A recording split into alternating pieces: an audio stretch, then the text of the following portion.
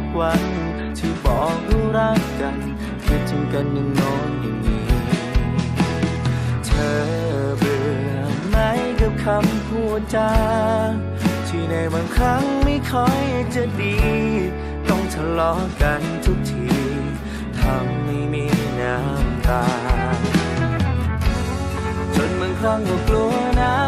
กลัวเธอจะเบื่อฉันกลัวเธอไม่คิดถึงกันกลัวเธอไม่รักฉันยังเคยไม่รู้จะพูดอะไรให้เธอถึงใจมากไปก็กลัวเจ็บคอขอมีเธอข้างกายก็พออยู่เป็นคนของหัวใจและฉันจะทำทุกหนทางให้เธอและฉันไม่แยกกันไปจะอยู่กับเธอตราบจนวันตายให้ร่างกายผูกพังลงไปให้รักมันยืนยาว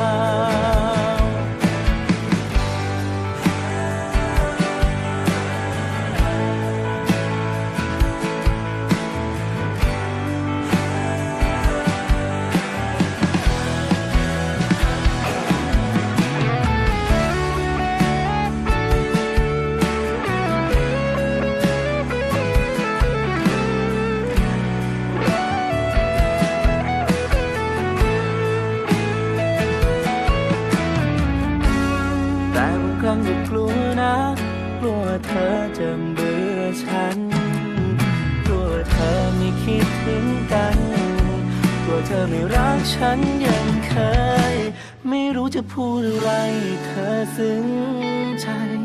มากไปก็กลัวเจ็บคอขอมีเธอข้างกายก็พออยู่เป็นคนของหัวใจและฉันจะทำทุกคนทางให้เธอและฉันไม่แยกกันไปจะอยู่กับเธอตราบจนวันตายให้ร่างกายผูกพังลงไปให้รักมันยืนยาว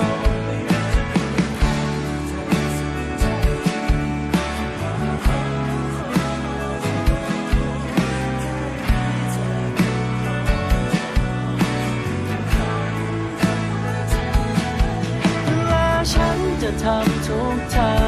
งให้เธอและฉันไม่แยกกันไปจะอยู่กับเธอตราบจนวันตายให้ร่างกายผูกพังลงไป